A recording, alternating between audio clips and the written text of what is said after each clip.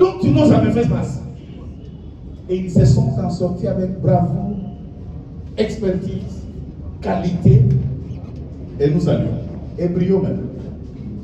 Alors, après, on voit des photos de quelqu'un, puisqu'il veut jouer à la folie, en voulant se faire passer pour une folle, elle fait ce scénario. Elle peut décider dans la folie, puisque d'ailleurs, la plupart, quand la folie commence, les gens se déshabillent. Les gens laissent pousser les cheveux. Ils mangent même les poubelles, ils se rangent le long du sol. Et la plupart de vous, par exemple, ceux de Kinshasa, vous pouvez remarquer dans le coin de vos avenues, ils aiment énormément consommer du cannabis. Vous trouvez, c'est parmi des éléments, les symptômes d'un dysfonctionnement mental de quelqu'un. Dans ce scénario, il crée le scénario, vous trouvez même emballé pour protéger ses complices. D'ailleurs, vous trouvez les crépitements d'armes en attendant un des renseignants et les autres qui sont sortis de la banque à l'intérieur. Les renseignements de la gardiennage, je vous le dis, de la banque qui parle d'une forme d'un homme de taille mince, sachant que le butin était déjà déplacé de la banque vers ses complices, joue à la folie, amène un bateau, et toi tu joues maintenant la deuxième dimension de notre braquage, braque l'État. L'État va payer. On obtiendra 1 million, on va se partager plus ce qu'on a pris à la banque. Et tous nous sommes là puisque nous voulons les aider à faire ça. Ça, il faut éviter. C'est tellement suicidaire et dangereux. Ça, il faut éviter. D'assister, on braque l'État congolais et le Congolais et Congolaises. Nous respectons votre honneur. Honoré membre de la Cour, nous accompagnons ça, on frappe l'État. Non. Au risque de nous condamner tous pour abstention coupable. Et c'est pourquoi je plaide, en démontrant ces faits, que la Cour ne va pas aller dans cette direction. Venons-en pour laisser à ceux qui vont développer en droit le moyen. On vous dit, tout en rappelant à la Cour que je vais ajouter un petit moyen de faire, puisque j'ai été commis pour le Tcharang, donc je fais pour le colonel de Tcharang pour ne pas revenir 2 fois. Et je suis seul là-bas, il y aura quelqu'un à accorder la parole. Voilà. Tchankan. On vous parle qu'il y a eu des consignes violées, il y a eu des personnes qui n'ont pas su dénoncer les comportements inappropriés, un caractère violant le règlement militaire ou qui aurait trait à la violation du code judiciaire militaire. Ces personnes se sont dit, au lieu de le dire, comme déjà en théorie, nous savions et nous avons appris que même le ministère public instruit en charge et en décharge, la Cour peut être saisie par le feu en amont, tendant dans l'idée à aller vers une condamnation, et après avoir confronté les faits, écoutant les éléments, le renseignement, l'expertise amenée, la Cour peut dire toutefois qu'il n'y a rien. Je voudrais qu'on en vienne, qu'on résume le fait en rapport avec le colonel Désiré. Voilà le résumé. Colonel Désiré, comme tous les autres officiers ayant le même grade que lui, qui ont comparu soit renseignants devant la Cour, vous l'avez remarqué, les membres de la composition ont été appelés par téléphone. J'ai reçu un coup de téléphone. L'hiérarchie m'a appelé, mon ST m'a appelé, le commandant Vatan m'a appelé, le général m'a appelé. J'espère que réellement, le législateur, les doctrinaires comme l'officier du ministère public doivent déjà se mettre en travail pour faire évoluer les dites infractions de violation des consignes et des outils à travail qui doivent être consacrés au FRDC puisqu'on est au 21e siècle. Le téléphone la nouvelle technologie comme des instruments utilisables dans les moyens de communication, mais tout en refusant l'utilisation abusive. Et c'est ce à quoi une armée qui s'adapte, un droit qui évolue, et nous essayons d'aller comme le monde va. Ce n'est qu'un point de vue. Il vient comme police militaire. Pourquoi la police militaire applique avant Madame Boss les autres membres, agents de la banque, les clients, toutes les personnes supposées être dans la banque à ce moment-là, ont été conduits au bataillon, mais pour quelle raison? Honoré membre de la Cour, là où il y a la coaction ou la connexion de plusieurs unités, plusieurs services, plusieurs entités, plusieurs organes. Je ne me rappelle pas que vous êtes des militaires en même temps magistrats. La police militaire prend la suprématie du contrôle des actes à poser une fois que les dangers de l'intérieur, quand les anti-émeutes, les unités d'intervention finissent, s'il y a des personnes à instruire, et là, la police militaire est requise comme officier de police judiciaire. Pourquoi? Puisqu'il y avait la LENI, il y avait Task Force, il y avait les gens des DD. Dans la vidéo, vous le voyez, de la 14e région militaire, non apparat, tout comme apparat. Mais ce sont des gens qui entrent dans les bureaux qui transforment. On se voit tel visage. Chacun était là. Et la police militaire prend la suprématie. C'est la seule raison où il a été désiré là, comme policier militaire, là où plusieurs unités sont en action, et l'unité maître, c'est la police militaire. La première raison. Et à ce stade, je voudrais bien savoir si c'était une violation de consigne, ça va. On le développait, mais à moins, il n'y en a pas. Dans un fond, il nous récupère la personne pourchassée par des à être caillassée par là. Et puis on est à Victoire, on est à Matongé. On est dans les carrefours, le plus grand carrefour de la ville, Rond-Point Victoire. Et on sait que non, pour ne paraphraser qu'en lingala avec l'autorisation de la cour, Moïbi, mais vous pouvez en mourir même si vous n'avez rien volé, même si réellement vous êtes voleur, c'est crime, et vous ôtez la vie. Et là, nous saluons le bravo de ce commandant père et des éléments de la task force qui n'ont pas hésité avec l'air blindé pour sauver la vie de Ponce. Et il remerciera peut-être un jour.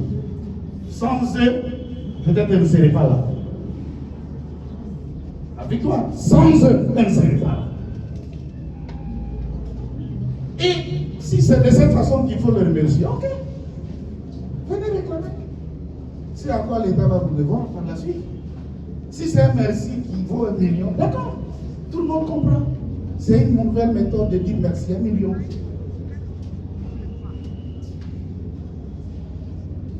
Qu'est-ce que désira de 1 puis violer comme consigne? 1. Même ceux qui sont sortis avec Madame Boss, le lion vient donner comme ordre, comme consigne, la cour a entendu. Personne ne lui a dit fais ça, fais ça, fais ça. Mais la mission d'un policier au PJ, il sait. Sachant que les crépitements, les tirs nourris, donc et l'opération était en cours, on évacue Madame Boss pour qu'elle ne subisse pas la sentence populaire. Et c'est fait. L'instruction devrait en amont intercepter vers l'hiérarchie pour que le fruit et les démarches continuent dans les étages de la banque. Peut-être qu'il aurait dans le plafond ou un recoin un sniper qui mettrait non seulement en danger la vie de plaisir citoyen qui sont sur Victoire, même des agents de l'ordre qui continuent encore à sécuriser la scène de crime. En vitesse, en la foulée, Madame Boss l'a dit, leur commandant Lobi Nanga, pourquoi Bozoti Kamasi Boluko? Pour la tissé Bilamba, Tuninga Moutouna na Bilamba Nanzoto. Si c'est ce qu'on appelle violation de consigne, tout le monde est là pour en train de le comprendre. Il n'en est aucun. Il prend la courte vidéo comme message audiovisuel. La nouvelle technologie exige.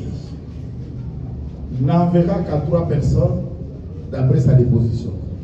L'expertise de cyberdéfense a été beaucoup plus concluante que le ministère public ne devrait même pas requérir contre le colonel Bokassa.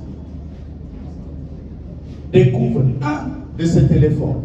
En analysant les numéros IP, aucune vidéo de l'animité a été filmée de ce téléphone. 2 vidéos parlant de Madame Porsche habillée étaient filmées de ce téléphone. Le colonel Bokassa l'a dit.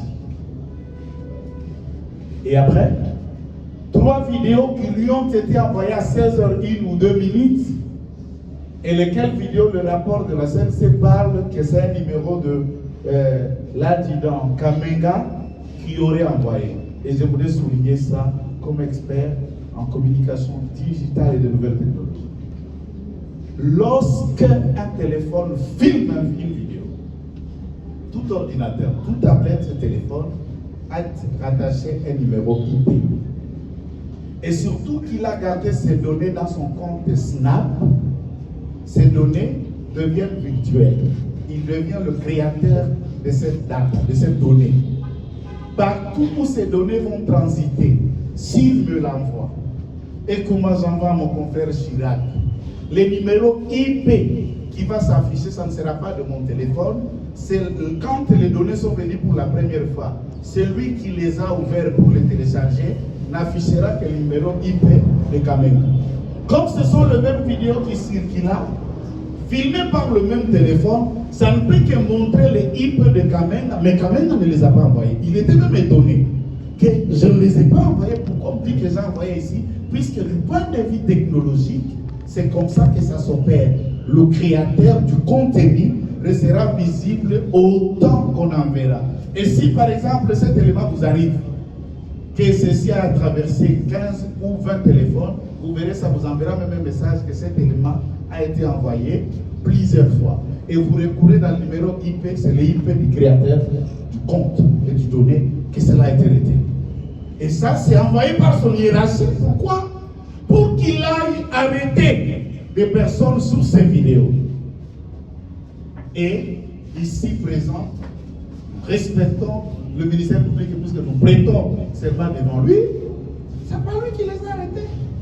C'est le commandant de guerre qui arrêta toutes ces personnes qui comparaissent devant la cour en exécution de l'ordre. Mais les consignes dont on fait allusion ici, on lui a dit arrête, il a arrêté. Va à Victoire, il est arrêté. Sécurise la dame, il a sécurisé. Il trouve qu'on l'a déshabillé, faites-la habiller, il a exécuté. De quel ordre donc on fait allusion? Ok, un télégramme tombe. C'est là où je vais citer. Un télégramme, non, le télégramme, et tout ça. Non, non, non. Tout texte, professeur parfait, c'est tout texte. Des lois administratives soit-il, il y a la lettre et l'esprit. Encore, on peut qualifier ces télégrammes comme dans la catégorie des consignes générales.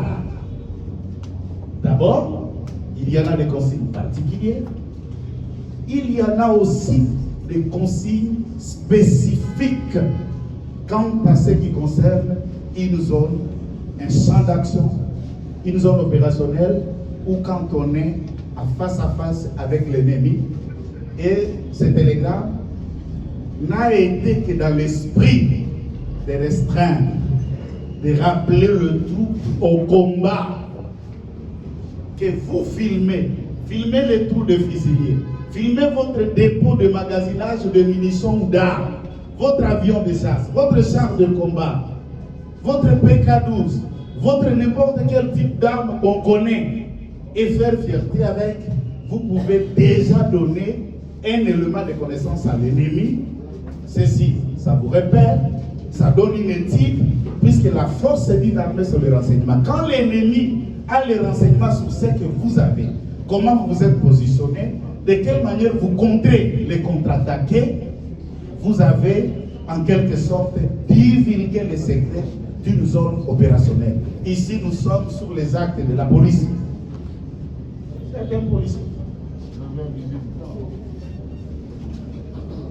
Je peux, vous savez, je peux pas descendre avec la cour. Grave. Népal, qui est dans la zone là où il y a le combat.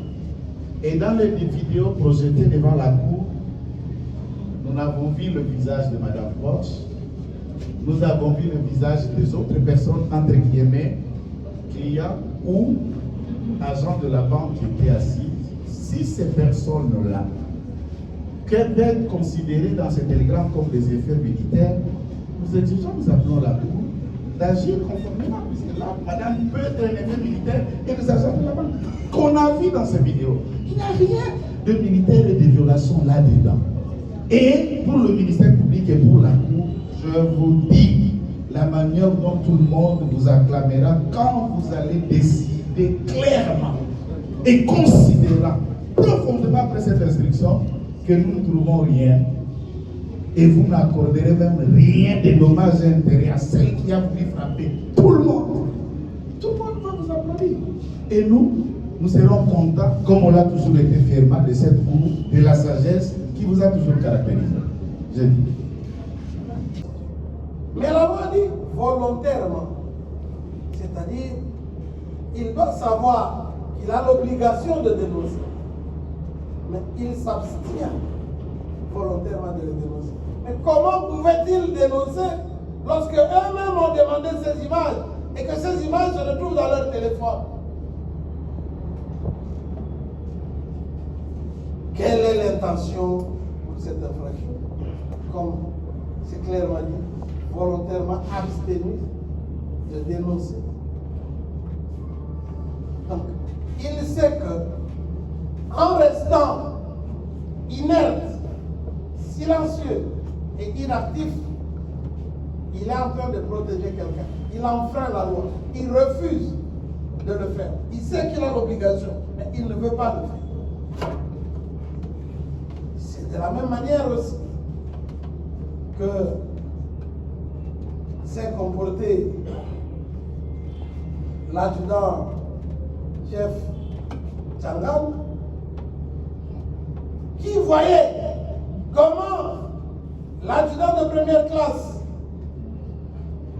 Kamenga, était en train de procéder de manière visiblement illégale face aux protestations de la victime. Mais il s'est abstenu.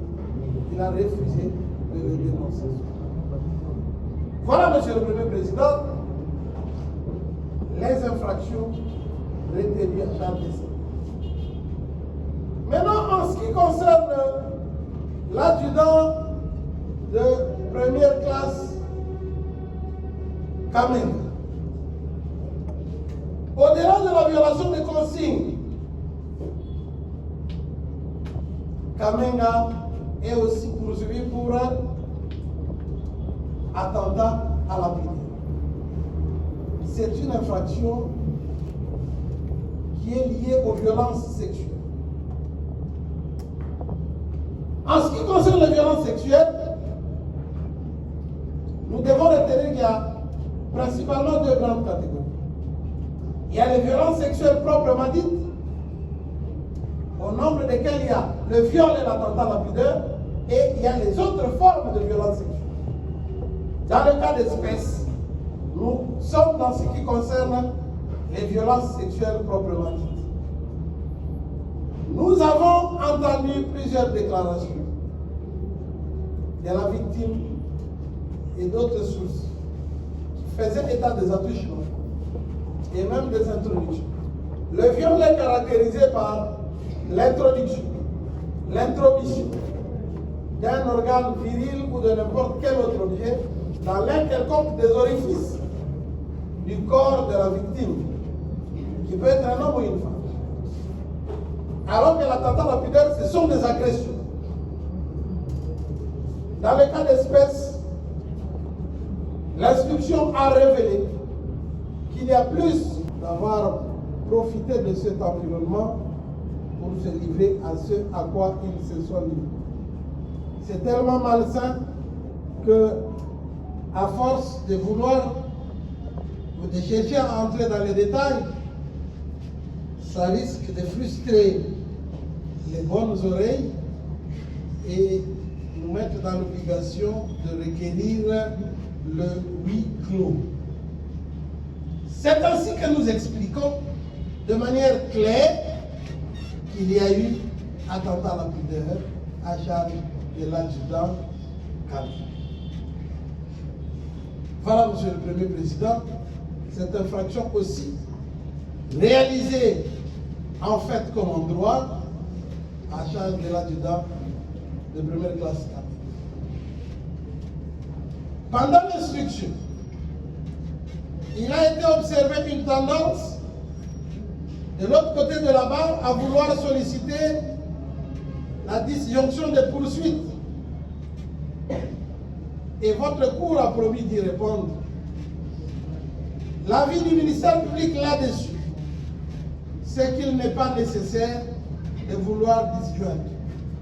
Aucune contrainte légale ou procédurale n'obligerait votre cour à disjoindre la procédure pour mettre l'officier supérieur devant sa juridiction naturelle et les autres devant la leur, d'autant plus que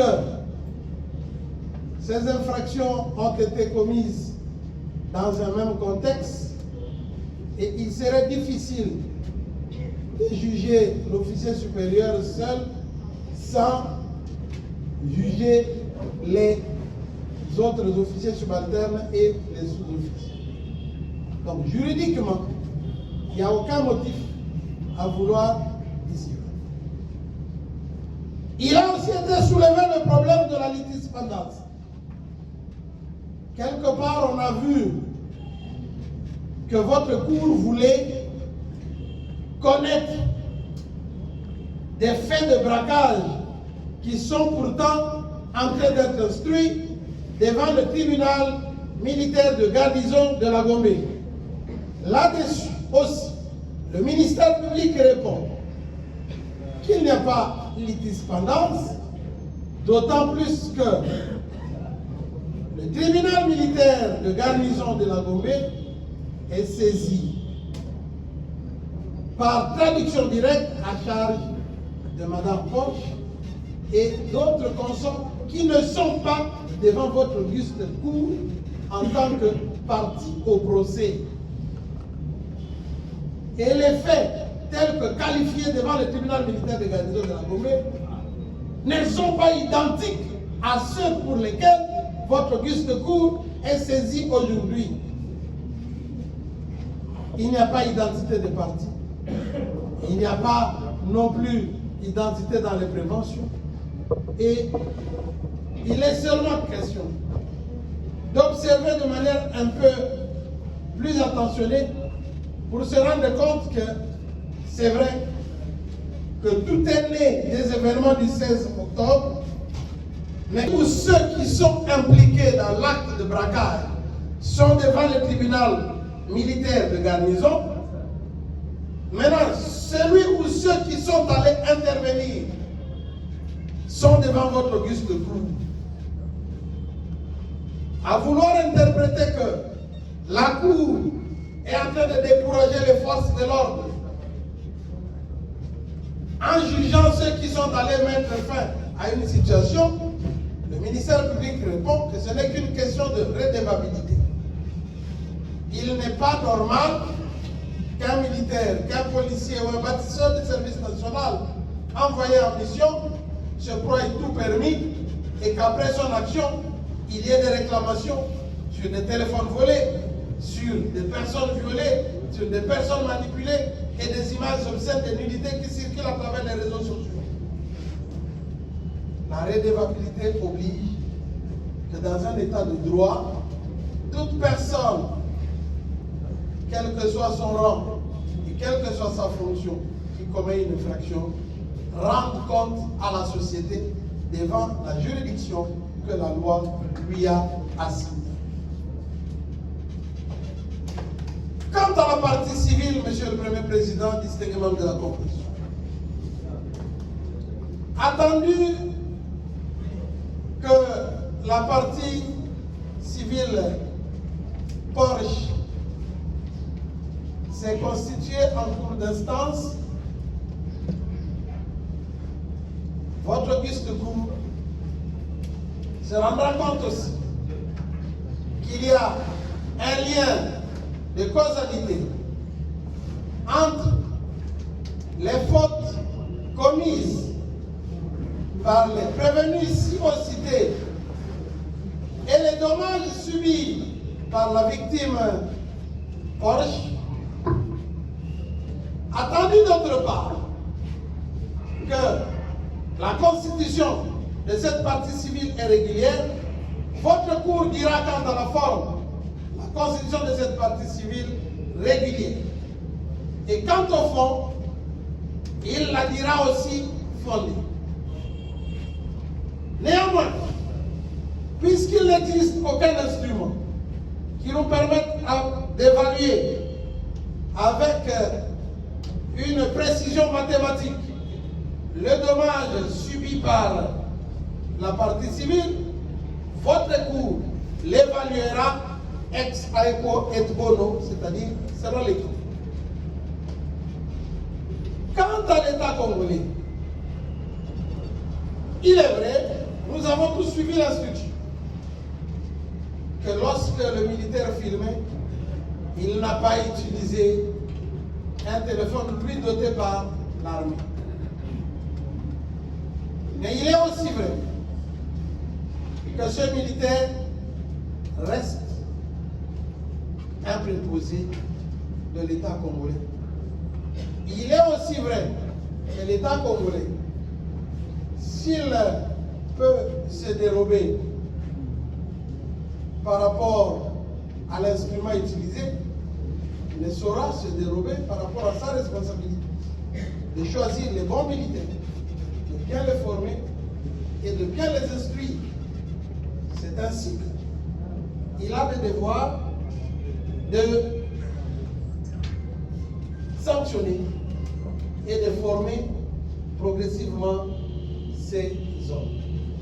Votre auguste cour reconnaîtra quand même que quelque part l'État congolais peut être retenu civilement responsable des actes commis par les militaires qui sont ses préposés. Vu le code pénal militaire, en ses articles 113 et 187, vu le code pénal congolais, en son article 167, vu l'ordonnance loi numéro 78 001 du 24 février 1978 relative à la répression des infractions flagrantes en ses articles 1, 2, 5, 6, 8 et 11.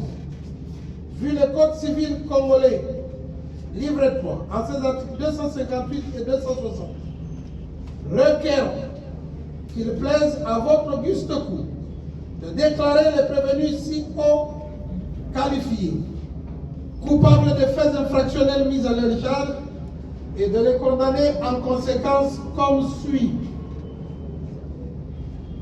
En ce qui concerne le colonel Désiré Moumessa, avec l'admission de larges circonstances atténuantes, tenant d'abord au loyal service rendu à l'armée et à la République, ainsi qu'à son casier judiciaire vierge, à 24 mois de servitude pénale principale pour violation des consignes, au paiement des frais d'instance à tarifier par le greffier, à défaut à 3 mois de contrainte par corps, de le condamner à telle autre peine que votre auguste cour entendra en bonne justice être convenable. En ce qui concerne le capitaine Kongaoui, à 5 ans de servitude pénale principale pour non-dénonciation d'infraction relevant de la compétence de juridiction militaire, au paiement des frais d'instance à tarifier par le greffier, à défaut à 3 mois de contrainte par corps, de le condamner à telle autre peine que votre auguste cour entendra en bonne justice être convenable. En ce qui concerne le capitaine Monde, 5 ans de servitude pénale principale pour non-dénonciation d'infraction relevant de la compétence de juridiction militaire, au paiement des frais d'instance à tarifier par les greffiers, à défaut à 3 mois de contrainte par corps, de le condamner à telle autre peine que votre auguste cour entendra en bonne justice être convenable. En ce qui concerne le sous-lieutenant Longongo, l'instruction n'a rien révélé d'infractionnel à sa charge.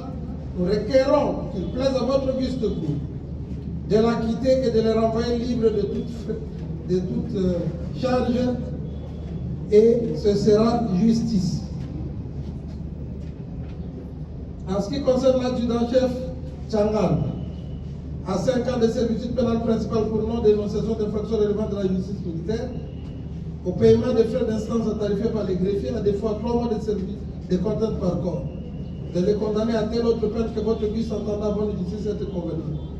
En ce qui concerne l'adjudant de première classe Kamenga, à 10 ans de servitude pénale principale pour violation des consignes, à 5 ans de servitude pénale principale pour attentat lapidaire, de faire application de l'article 7 du Code pénal militaire et de ne prononcer qu'une seule peine la plus forte, à savoir 10 ans de servitude pénale principale, ou de les condamner à telle autre peine que votre buste cour entendra bonne justice être convenable. En ce qui concerne les sergents Mac, 5 ans de servitude pénale principale pour violation des consignes, de les condamner à telle autre peine que votre buste cour entendra bonne justice être convenable.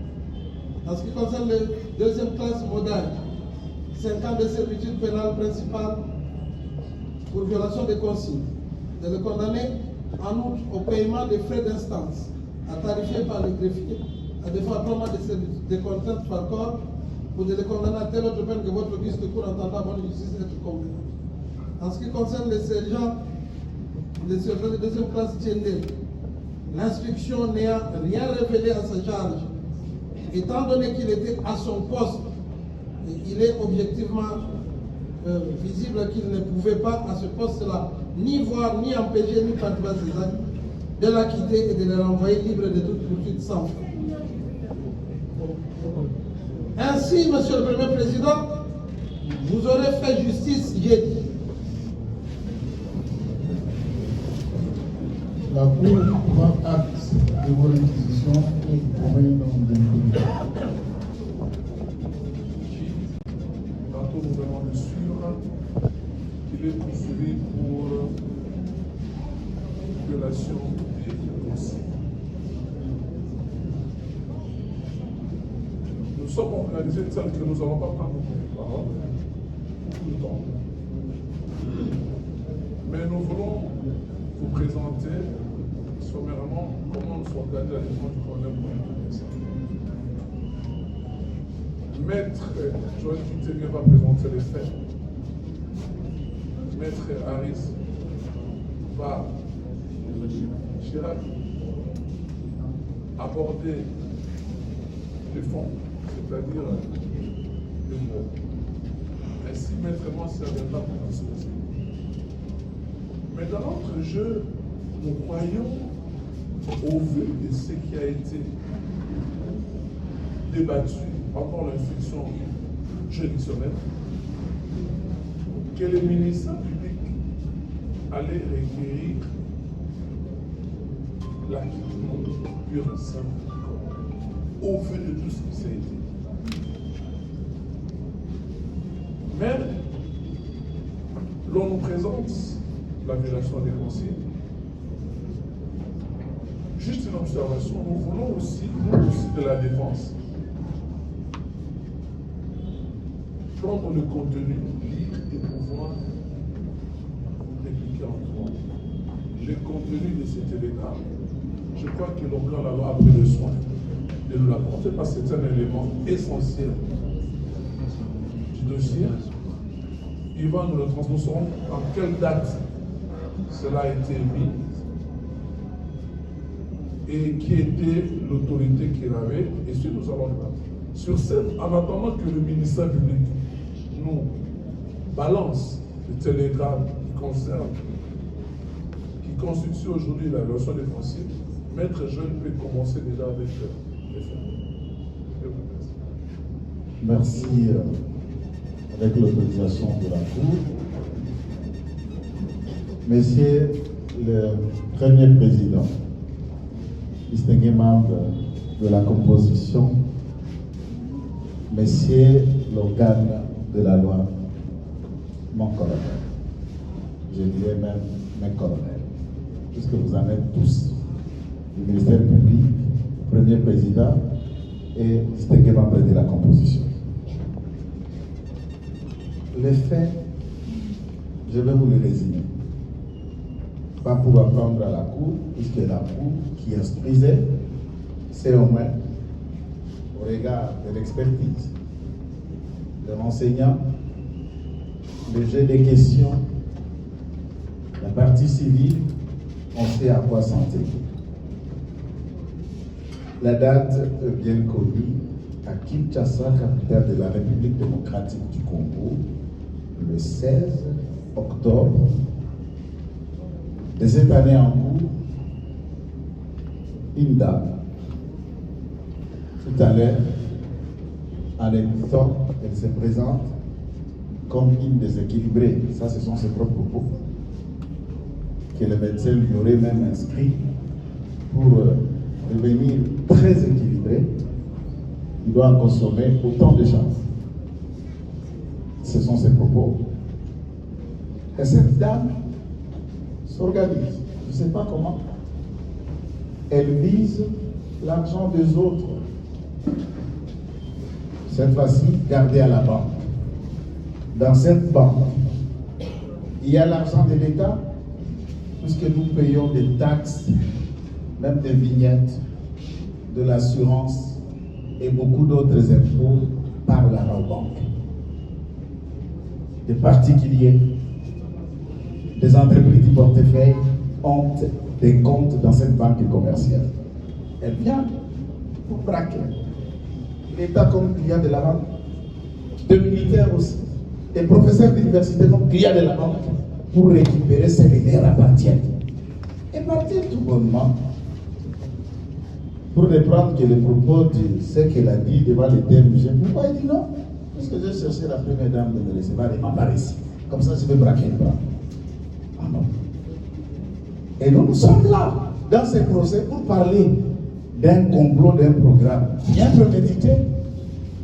Et pour une fois dans l'histoire de la police nationale congolaise, les forces armées de la République démocratique du Congo, à ce qui me concerne, jusqu'ici, c'est pour une première fois qu'une braquage, une sorte de scénario qualifié de braquage, à plein jour, à plein victoire, d'une banque avec armes et munitions, tous les renseignants affirment qu'il a été attendu suffisamment d'armes, d'études nourries.